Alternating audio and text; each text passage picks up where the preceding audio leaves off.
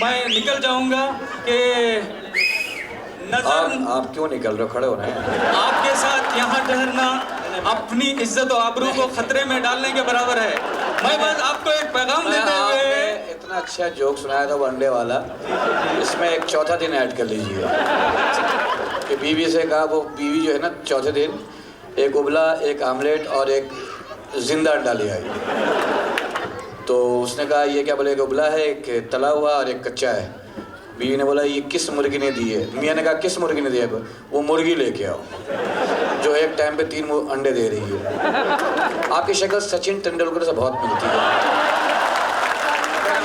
शकील भाई, आप यकीनन जी जी आप यकीनन इस वक्त नंबर 1 पोजीशन में है कॉमेडी की दुनिया में।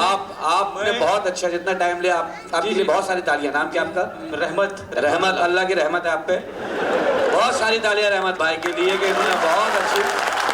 मुझे भटकल की बाशऊर ऑडियंस की तरफ से आपको एक पैगाम देना है कि नज़र नज़र में उतरना कमाल होता है, नफस नफस में बिखरना कमाल होता है, बुलंदियों पे पहुंचना कोई कमाल नहीं, बुलंदियों पे ठहरना कमाल होता है।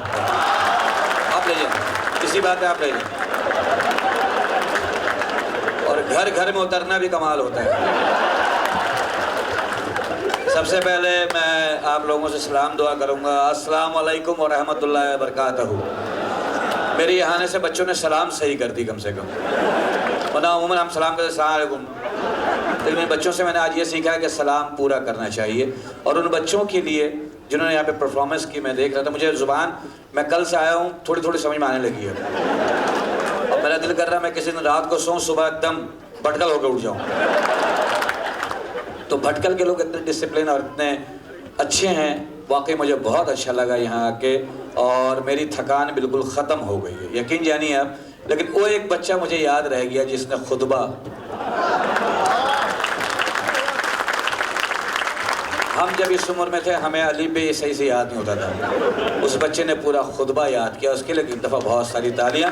अल्लाह उस खुतबे को कबूल फरमाए। और ईद मिलन, आज ईद मुबारक, ईद मिलन पार्टी है और वो तकरीबन बहुत बासी हो चुकी है, लेकिन जब सब मिल बैठते हैं उसी दिन ईद हो जाती है। बकरीद की आमद है और ईद जा रही है। तो इंशाअल्लाह मैं कोशिश करूँगा। मेरा एक दिल हुआ कि अच्छा कल के एक दिल हुआ कि आप लोगों को जब देखा मैंने, तो हमने अपने दोस्तों, मेरे यहाँ 2 दोस्त भी बैठे हुए हैं, अपना पाकिस्तान से हैं, वो अपना आइलैंड में रहते हैं लेकिन पाकिस्तान से उनका ताल्लुक़ था कभी, लेकिन हैं पाकिस्तानी ज़ाहिर। ज़फ़र साहब, अरशाद साहब, मैंने कहा यार यहाँ एक ड्रामा करूँगा मैं भटकल के लिए, पूरी भटकल कम्युनिटी के लिए ड्रामा करूँगा, स्टेज प्ले 3 घंटे का जो नॉन स्टॉप कॉमेडी ड्रामा होगा। क्या देखेंगे आप लोग? ताली बजा के बताएं। ये वादा रहा, बकरीद के बाद इंशाल्लाह वो करूँगा। और मैं जब से आया हूँ माशाल्लाह से एक जुमला बड़ा सुनने को मिल रहा है मुझे। जैसे मैं फैयाज़ भाई हैं, जिलानी हैं और यह सलाम भाई, उनको फ़ोन करता हूँ, भाई वो बैग आपके गाड़ी में रह गया तो आप ले आएंगे? मुश्किल है तो वो ले आऊँगा। मैंने कहा ये क्या बात हुई, मुश्किल है ले आऊँगा? ये पता नहीं, मुश्किल यहाँ कंटिन्यूटी है, हर आदमी के मुंह पे है मुश्किल है, मुश्किल नहीं, मुश्किल है, मुश्किल नहीं, मुश्किल है, मुश्किल है। मैं तो मुश्किल में फंसा हुआ हूँ जब से आया हूँ। मैंने कहा तो मुश्किल से निकल के नहीं दे रहा हूँ मैं। बहुत प्यार मिला इन लोगों से, फैयाज़ भाई से, सलाम भाई से और जो गौस भाई से, बहुत प्यार से रखा हुआ है मुझे। ऐसा लगता है ये अच्छा, या तो ये हो सकता है कि आज के बाद ना रखें, चलो भाई शो हो गया अब निकलो। तो लेकिन ये है कि जब से आया हूँ अच्छे होटल में ठहराया है, ये अरशद भाई के होटल में ही ठहरा हूँ मैं, तो इन्होंने मुझे बहुत प्यार से रखा हुआ है। एक दफ़ा इनके लिए बहुत सारी तालियां कि इन्होंने, मैं पड़ोस मुल्क का हूँ लेकिन इन्होंने मुझे इतना प्यार दिया। और ये प्यार ही है कि हिंदुस्तान और पाकिस्तान में कोई फ़र्क नहीं, एक लकीर है सरहद की जिसे हम नज़रअंदाज कर दें तो कुछ भी नहीं है। दोनों मुल्कों के लोग एक जैसे ही हैं। अक्सर मैं पाकिस्तान आता हूँ तो लोग पूछते हैं कि यार हिंदुस्तान कैसा लगा, हिंदुस्तान जाता हूँ तो लोग पूछते हैं पाकिस्तान के लोग कैसे हैं। तो मैंने कहा यार कोई फ़र्क नहीं है, यकीन जानो, वहाँ भी बीवियाँ टेंशन देती हैं, यहाँ भी देती हैं, वहाँ भी सड़क खुदे हुए, वहाँ भी खुदे हुए हैं, वहाँ भी पुलिस लेती है, हमारे यहाँ भी लेती है। तो कोई फ़र्क नहीं है, वही जज्बात हैं, वही खाने का अंदाज़ है, वही छीना झपटी है दोनों देशों में। फ़र्क है सिर्फ भाषा, ज़ुबान। इस ज़ुबान के चक्कर में मैं पहली दफ़ा एयरपोर्ट पर उतरा पाया हिंदुस्तान में, तो मैंने टैक्सी वाले को आवाज़ दी, मैंने कहा भाई वो जोगेश्वरी जाना है। तो उसने कहा, मैंने कहा यार 50 रुपये ज़्यादा ले लेना, चलो। मैंने कहा 100 ज़्यादा ले लेना। मैं कहा भाड़ में जाओ, मैं आगे निकल गया। आवाज है साहब जाएगा नहीं, मैं कहा तो मना करा, बोला नहीं यहाँ को ऐसे बोलते हैं यहाँ पे। इस जुबान का फर्क है सिर्फ, इस जुबान की वजह से मैं फंसा भी हूँ। लेकिन यानी मेरी तबीयत ख़राब हो गई, इंडिया जाते ही मुंबई में जाते ही तबीयत ख़राब हो गई। 2 दिन बाद मौसम चेंज हुआ तो मैं डॉक्टर के पास चला गया। डॉक्टर ज़ाहिर है वहाँ के थे, हिंदी बोलते थे वो। मगर डॉक्टर साहब तबीयत बहुत ख़राब है, कहने ये 2 टैबलेट हो, ये खा के शांति के साथ सो जाना।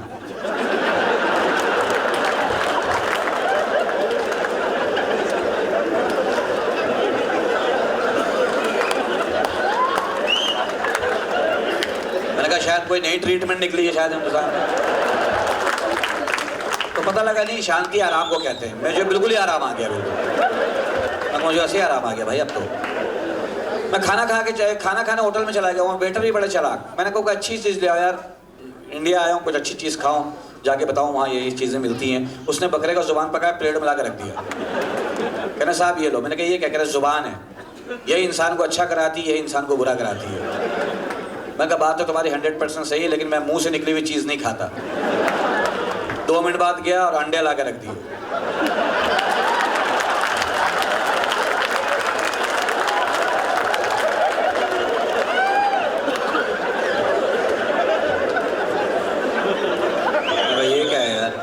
बिल दिया, वापस चला गया।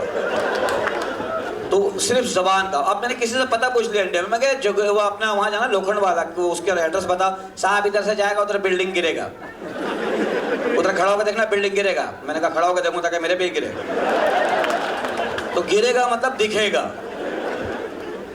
ये छोटी छोटी प्रॉब्लम। अब हम वहाँ पे बैठते हैं इंडिया में, आप लोगों को पता है रिक्शा में बैठते हैं, खास करके मुंबई में। तो रिक्शा वाले को कहते हैं भाई सीधा लो और फिर राइट मारो, फिर सीधा लो लेफ्ट मारो, फिर राइट मारो लेफ्ट मारो। ये आदत पड़ गई। पाकिस्तान में उधर रिक्शे में बैठ गए। अब उनसे खान साहब से मैं कह रहा हूँ, खान साहब सीधा लो फिर राइट मारो, फिर लेके उल्टा लेफ्ट मारो। खान साहब वहीं रुक गए, कहना उधर जाके मारने का क्या बात करते हैं, इधर ही खड़ा इधर ही मारते हैं।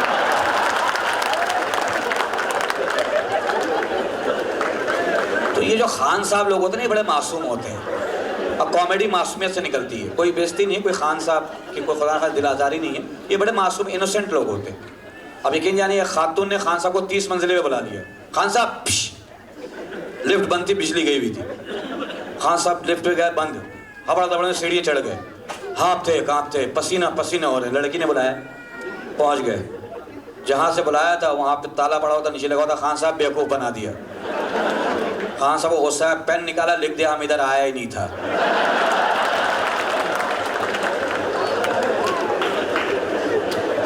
एक खान साहब ऐसे ही खड़े हुए थे मेरे साथ, कहने लगा खान शकील भाई। मैंने क्या ये जो आदमी खड़ा है ना, ये इधर खड़ा है ये आदमी। मैंने कहा कौन? 4 खड़े हुए हैं। कह रहे नहीं यार ये टोपी वाला आदमी नहीं है, इससे मेरी दुश्मनी है यार, दुश्मनी है इससे मेरी, मेरे को बुरा लगता है। मैंने कहा यार टोपी तो चारों ने पहनी हुई है। यार तुम समझा नहीं, जिसके कंधे पे रुमाल है। मैंने कहा यार रुमाल तो चारों पे है। यार जिसने कैची वाला चप्पल पहना, मैंने कहा चारों ने पहना हुआ है। रिवॉल्वर निकाला, बोला इससे ठा ठा ठा, इससे इससे। मैंने कहा तूने तो मार ही दिया भाई इसको। तो ये खान साहब लोग बड़े मासूम होते हैं। लेकिन यानी ये खान साहब 15 मंजिल से नीचे गिरे, दाड़ दाड़। सब लोग क्या हुआ खान साहब? मेरे को क्या पता, मैं तो खुद अभी नीचे आया हूँ यार। बड़े मासूम होते हैं ये खान लोग। अब लेकिन यानी बहुत मासूम है। ये खान साहब साइकिल लेके भाग रहे थे पैदल। मैंने कहा खान साहब टाइम क्या? टाइम होता बैठ नहीं जाता यार, क्या हो गया? मैंने कहा बड़े अक्लमंद यार खान साहब। तो 2 खान साहब, एक खान साहब खड़े हुए, एक खान साहब खुश्की पे तैर रहे जमीन पे। तो दूसरा खान कह रहे देखो यार ऐसे लोगों ने खानों का नाम बदनाम किया। ईमान से मेरे को तैरना आता ना, अभी उतर के इसको बताता मैं। ये इतने अक्लमंद होते हैं माशाल्लाह से खान साहब। तो खान साहब अब अपने अपने, अच्छा हकला तो नहीं है कोई यहाँ पे हकला जो रुक के बोलता हो? मैं उसको मैं इलाज बता दूंगा। सन्नाटे में जाके चिल्लाए। एक हकले की शादी हो गई मेरे पास। अखिल भाई मेरी शादी हो रही है। मैंने कहा अच्छा मुबारक हो, शादी हो गई। अब शादी वाले दिन बीवी से कह रहे हैं गजल सुनाऊं? गजल? तो वो बेचारी नई नवेली दुल्हन, वो क्या कहेगी? सुना। अब वो लग गए, तेरा 6-7 लाइनें सुना दी। उसके बाद कह रहे हैं आज हमारी आग रात है। बीवी ने पर्दा हटाया, कह रहे देख ले मनोज के बच्चे दिन के 12 बज गए। तूने इतनी लंबी गजल सुनाई, सुबह हो गई। एक तोतले की भी शादी मेरे पास आया, ततील भाई मेरी दादी हो रही है। मैं तो तोतला क्या हुआ, सुबह तक चुप रहूंगा। बीवी के पास गया, सलाम किया ऐसे, बीवी ने कहा दोनों चुप। आधा घंटा गुजर गया चुप, घंटा गुजर गया चुप, 1.5 घंटा गुजर गया चुप। अचानक एक चूहा निकल के भागा। बीवी कह रही आय तू आ। अल्लाह तेरा सुधरे, तू भी मेरी जैसी है भाई। अब एक हकला स्टेशन पे छोले बेच रहा है। पहले स्टेशन से आवाज लगानी शुरू कर दी, छो छो छो। 2 डब्बे निकल गए, छोले नहीं निकल के दे रहा है। छो छो छो छोले। दरमियान में एक डब्बे में दूसरा हकला बैठा हुआ था। कहना बे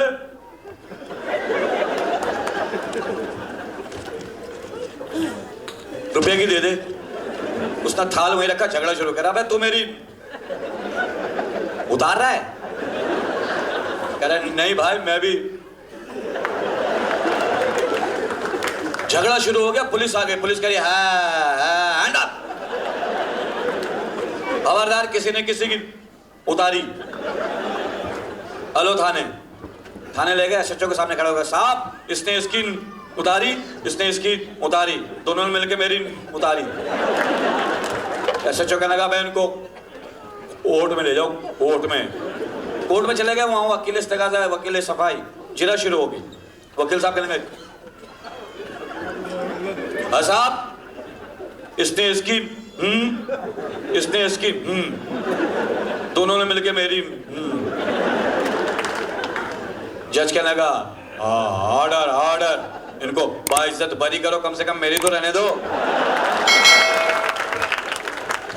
अच्छा, मेरे नाम के साथ एक थोड़ी सी बदनामी ये लगी हुई कि मैं ख़वातीन या औरतों की बड़ी खिंचाई करता हूँ या उनकी बड़ी वो करता हूँ। ऐसा कुछ नहीं है। मेरी बीवी भी एक औरत है। आप लोगों के जहन में कहीं मैंने मर्द से शादी की हुई हो तो वो मैं इज्जत करता हूँ। लेकिन हमारे यहाँ देखिए, ख़वातीन को अल्लाह ताला ने ज़िंदगी बहुत दी है। अब तो इनको बीमारियाँ कोई नहीं होती अल्हम्दुलिल्लाह, ऐसी अल्लाह सेहत देता है। आप कभी सुना किसी रज़िया नामी औरत को हार्ट अटैक हुआ? जिसको भी, शकूर को हो गया भाई, गफूर को अनजाना हो गया। कभी सुना जुलेखा अनजाने से हो गई? कुछ नहीं। अखबार में खबरें आती हैं, बस उलट गई, 17 आदमी मर गए, 2 औरतों को खराश। यार अंधी मचाई हुई, पता नहीं कैसे बच जाती है। मैं कब्रिस्तान चला गया, 70 कब्र के बाद एक कब्र औरत की, मुमताज बेगम, उम्र 95 साल, वजह कत्ल। फिर भी अपनी मौत नहीं मारी। कोई मारा तो मारे, मरी है वो। और खुतबे भी लिखा हुआ है, हसरत उन गुंचों के जो बिन खिले मुरझा गए। बहन और कितना खिलोगी तुम? 3-4 दफा तो खिल चुकी हो। ये औरतों को कुछ नहीं होता। अच्छा, औरतें बच जाती हैं, इसकी एक वजह है। मुल्कुल मौत का फरिश्ता आता है दिन में, वो चेक करके जाता है इसकी रूह कब्ज करनी। वो होती है मेकअप में।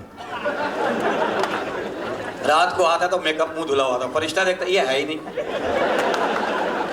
गलत जगह आ गया हूं मैं। तो यूं बच जाती हैं औरतें।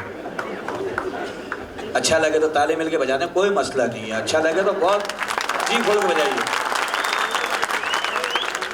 अब यहाँ पे एक सेशन है मेरे ख्याल में 10 मिनट का। उसके बाद चाहूंगा कि मैं अपने दोस्त को बुला के, 10 मिनट का सेशन है ना यहाँ पे किसी का, आ जाए यार। मैं कुछ नहीं कहूँगा आपको, खुदा की कसम कुछ नहीं होगा। मैं फैयाज भाई से कहूँगा, यहाँ है फैयाज भाई और अपना जिलानी भाई, इनके लिए तालियां बजाइए। फैयाज भाई और जिलानी भाई।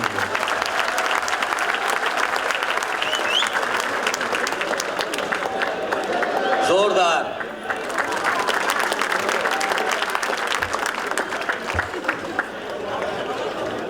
आ जाओ, तुम भी आ जाओ जिलानी। इधर खड़े हो यार, मैं कुछ कह तो कह रहा क्या उतारनी है? क्या उतार, क्या नहीं उतारूंगा। तुम इधर आ जाओ। बोलो, मुंह माइक पे तो बोलो। कुछ मजा कह रहा मुश्किल है।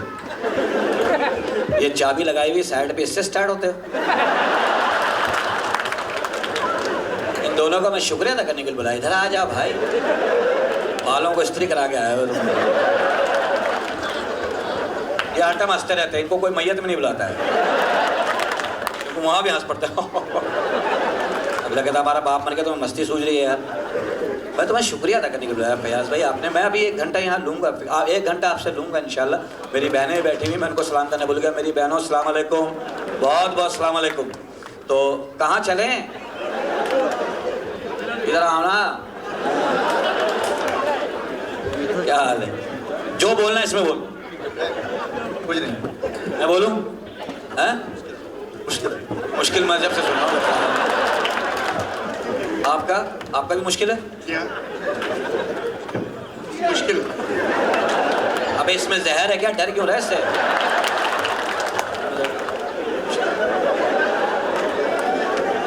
यार इसको तो फारिग होना, तू तस्वीर बना लेगा।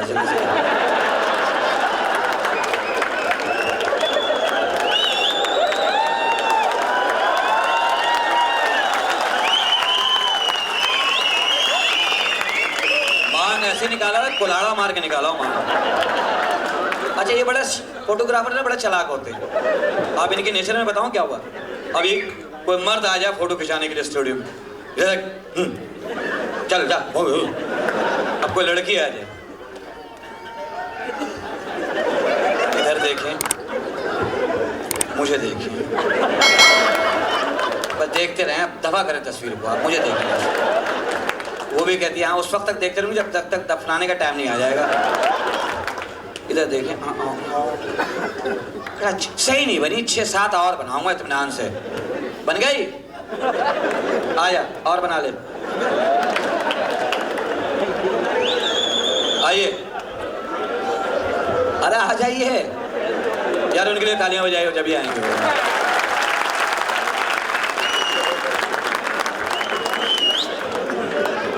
देखिए मैं भटकल के लोगों में आया हूँ तो मैं इनका हो गया हूँ, तो मैं आपका हूँ। माइक ऊपर लेके बोले ना, आप तो घबराहट में नीचे रख के ही बोल रहे हैं। मैंने पहले भी कहा यहाँ ठहरना मुझे अपनी इज्जत और नहीं, खतरे। आपकी इज्जत मेरी इज्जत है, मिल के खराब करेंगे। आप भाई हैं अपना। आपका नाम क्या आपने बताया था? रहमतुल्लाह। रहमत, इतना अच्छा नाम है रहमत। मैं नहीं चाहता कि मेरे पे से रहमत हट जाए, मैं आपकी रहमत चाहता हूँ। और आप वाकई सचिन तेंदुलकर अगर मुझे कटा देते। ये मैंने देखा, वहाँ से दूर से देख रहा था, मुझे लग रहा था दोपहर में कहीं सचिन तेंदुलकर ऐसा होता होगा। तो वाकई आपकी बहुत शक्ल मिलती है सचिन से। सचिन की किस्मत और मेरी किस्मत। आप अपनी किस्मत को कभी मत कोसिएगा। बीइंग ए मुस्लिम, अल्लाह ताला ने जो बनाया उस पर शुक्र अदा कीजिए, और मैं भी अदा करता हूँ। और किस्मत कभी भी बदल सकती है, कभी भी बदल सकती है। कभी भी आप वापस जा सकते हैं भटकल, दुबई छोड़ के। ये बदुआ तो नहीं, अल्लाह ना करे। नहीं, इंशाल्लाह आप यहाँ दुबई में रहेंगे और इंशाल्लाह एक दिन सचिन से ही बड़े आदमी बनेंगे।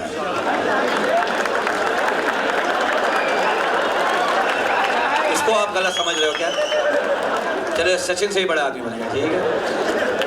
मेरा फेवरेट आया हुआ है। देखिए हिंदुस्तान पाकिस्तान की जैसे मैं बात की, बाखुदा एक बात आपको बताऊं, आप यहाँ पे हिंदुस्तान के लोग बैठे हुए, मुझे अल्लाह ने जो देता है वो अल्लाह की ज़ात, लेकिन एक डाकखाना होता है, एक वसीला होता है। जैसा भी मैं सुन रहा था कि शुक्रिया अदा ना करूं, तो वो नबी पाक ने फरमाया कि बंदों का शुक्रिया अदा करना चाहिए। तो मैं हिंदुस्तान का बहुत शुक्रगुजार हूं कि मेरी इज़्ज़त में 4 चांद हिंदुस्तान ने भी लगाया। और मैं तो कोशिश कर रहा हूँ कि मैं पुल का काम करूँ, मिलाने का काम करूँ। और हम एक थे, एक हैं अंदर से।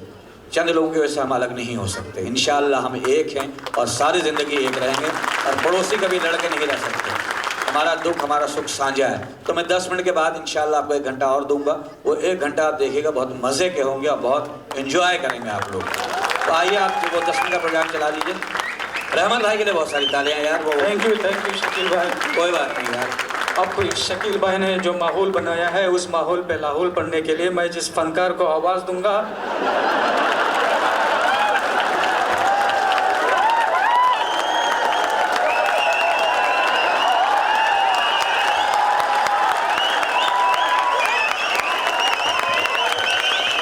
एक बात ध्यान में रखिएगा, मैं किसी को बुलाता हूँ अपने कान जेब में डाल देता हूँ उसके। तो मेरे जो है ना कान एंटीना है, बहुत दूर तक कैच करते हैं। आप लाहौल पढ़िए, मैं इस्तग़फ़ार आके पढ़ता हूँ।